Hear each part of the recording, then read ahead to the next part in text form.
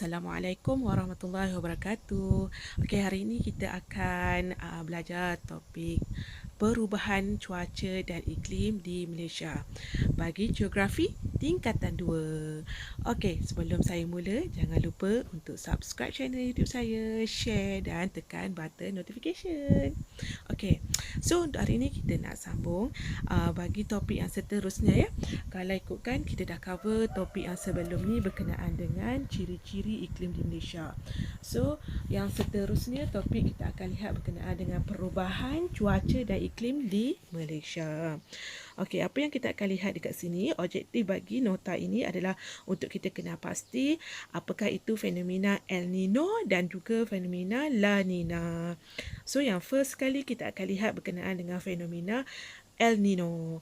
Okey, fenomena El Nino ni dia adalah dikaitkan dengan pemanasan suhu di lautan Pasifik yang luar biasa sehingga menyebabkan perubahan tekanan udara dan juga pola tiupan angin. Okey, keadaan normal, angin ni akan bertiup daripada timur ke lautan Pasifik ke barat lautan Pasifik, akan membawa hujan yang lebat ke Asia Tenggara, Australia dan Papua New Guinea. Okay, kalau pelajar lihat dekat sini kita ada gambar rajah ataupun peta yang ini menunjukkan situasi ataupun keadaan iklim yang normal. Kalau kita tengok dekat sini, dia punya tu dia kata tekanan udara dia rendah dekat kawasan L ni. Ini adalah tekanan udara rendah. Manakala dekat H adalah kawasan sini, dia merupakan tekanan udara yang tinggi. Manakala kawasan yang warna purple ni, warna purple, dia adalah permukaan lautan yang sejuk. Okay, itu adalah dalam situasi yang normal bila keadaan berlaku fenomena El Nino ini, di mana angin timuran menjadi lemah disebabkan tekanan udara yang rendah. Bila rendah ni, angin timuran ni akan digantikan dengan angin baratan yang bertiup ke timur lautan Pasifik. So dalam situasi ni, okey ni salah. So dalam situasi ini, dia berlakulah dalam gambar rajah semasa El Nino ini. Kalau kita lihat gambar rajah L ni yang warna macam merah-merah sikit ni, dia adalah merupakan tekanan udara yang rendah. Kalau kita tengok dekat H ni, dia adalah kawasan tekanan udara yang tinggi. So disebabkan angin timuran kita tu dia mempunyai angin yang lemah, maka dalam situasi ini angin baratan tu akan menguasailah kawasan itu. Maka wujudlah El Nino ataupun fenomena El Nino ini. Yang mana fenomena El Nino ni dia akan mengakibatkan negara di sebelah lautan Pasifik. Okey, macam contoh kat sini, negara seperti di kawasan sini ni, dia akan termasuklah Malaysia. Sorry kat sini termasuk Malaysia ni, Malaysia kawasan sini ni, Malaysia akan mengalami keadaan situasi kemarau. So kalau pelajar nak ingat, fenomena El Nino ini dia adalah situasi kemarau. Kemarau. Di mana berlakunya situasi ini apabila angin timuran yang lemah tu digantikan dengan angin baratan yang menyebabkan kawasan yang berada di kawasan lautan Pasifik sebelah barat seperti Malaysia, negara-negara yang berangkatan dengan dia kat sini ni, Amerika, Australia apa semua tu, Amerika Selatan, Amerika Utara itu akan mengalami masalah musim kemarau.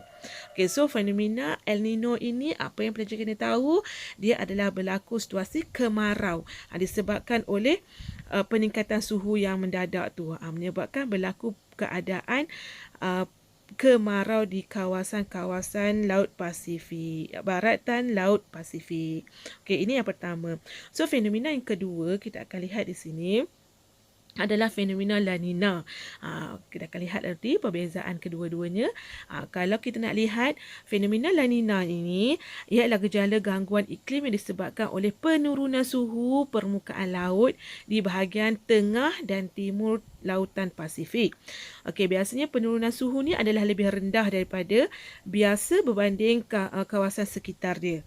Okey, ini akan mengakibatkan pembentukan awan yang tebal dan hujan lebat luar biasa serta kebarangkalian akan berlaku banjir. Okay, ia memberikan kesan kepada negeri-negeri di pantai timur semenanjung Malaysia, Sabah dan Sarawak, terutama ketika monsun timur laut. Keadaan ini meningkatkan jumlah hujan yang turun di kawasan berkenaan dan menyebabkan berlaku banjir besar seperti yang berlaku pada tahun 2014. Kalau kita tengok dalam situasi ini, apabila keadaan yang normal ni kita dapat lihat dekat sini, sebelum berlakunya situasi La Nina ni, biasanya permukaan yang warna biru ni kita panggil permukaan lautan yang sejuk, dekat sini ni. Kalau kata permukaan lautan yang panas, dia adalah kawasan warna oranye ni. Okey, ni normal lah. Kalau situasi yang normal, keadaan dia macam gini. Tapi bila berlaku fenomena La Nina ini, dia adalah berlaku apabila permukaan lautan yang sejuk ni berlaku penurunan suhu, di mana kalau kita tengok dekat kawasan ini, macam mana pembentukan awan yang tebal tu akan menyebabkan kawasan-kawasan seperti pantai timur. Nampak ni Malaysia dekat sini ni, kawasan sebelah pantai timur ni akan mengalami hujan yang banyak. Tiupan angin kencang ni dia akan membawa hujan pada ketika angin monsun timur laut tu. Kalau berlaku angin monsun timur laut tu, dalam situasi ini akan menyebabkan kawasan-kawasan yang di sebelah pantai timur Malaysia dan juga kawasan-kawasan yang di sebelah lautan Pasifik yang di sini akan mengalami keadaan hujan yang banyak. So, kalau katalah dalam situasi yang luar biasa ni akan menyebabkan berlakulah fenomena di mana banjir yang teruklah di kawasan-kawasan pantai timur tersebut. Okey, kalau awak tengok monsun timur laut ni, kalau kita belajar pada nota yang sebelum ni, ciri-ciri iklim di Malaysia, monsun timur laut ni berlaku pada ketika mana? Dia sedang berlaku pada ketika sekarang lah. Di mana dia berlaku pada awal bulan November hingga Mac. Maksudnya dia dah lepas lah. Kalau kita tengok dekat Malaysia ni, dia dah lepas situasi ni, di mana kita sedang beralih kepada angin monsun barat daya. Tapi kalau dalam situasi ini kita tengok La Nina ini, dia melibatkan suasana banjir. Ni banjir ataupun hujan yang lebat. Tadi kalau kita tengok sebelum ni, fenomena El Nino, dia adalah situasi di mana berlaku kemarau. Tetapi kalau kata La Nina ni, dia adalah berlaku situasi yang kita sebut sebagai banjir. So, dampaklah perbezaan dia yang ketara.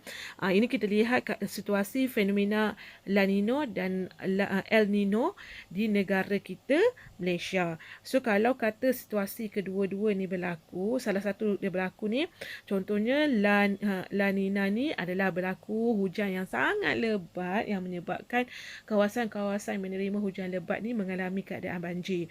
Tapi kalau situasi yang berlaku apabila El Nino, dia adalah kawasan-kawasan yang menerima suhu yang sangat tinggi, yang mana situasi ini akan menyebabkan berlaku kemarau di kawasan-kawasan tersebut. Dia adalah disebabkan oleh peralihan pola tiupan angin. Itu adalah El Nino. Okey.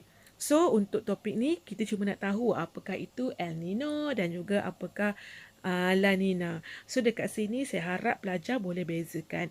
El Nino, dia adalah keadaan kemarau disebabkan oleh perubahan tiupan angin daripada timuran kepada baratan yang menyebabkan berlaku kemarau dekat kawasan tersebut. Manakala fenomena La Nina ni adalah berlaku disebabkan penurunan suhu yang lebih rendah daripada biasa, yang menyebabkan hujan diterima dengan banyak dan boleh berlaku banjir di kawasan-kawasan pantai timur. Okey, so itu sahaja apa yang kita akan lihat berkenaan dengan perubahan cuaca dan iklim di Malaysia. So, untuk pengukuhan dekat sini, bagi pelajar saya kena jawab 4 soalan ni. So, bila dah lengkap, kita akan bincangkan dalam kelas. Okey, terima kasih banyak-banyak kerana menonton. Sekiranya ada sebarang pertanyaan, sebarang penambahbaikan, boleh kontak saya. Thank you, bye. Jumpa lagi.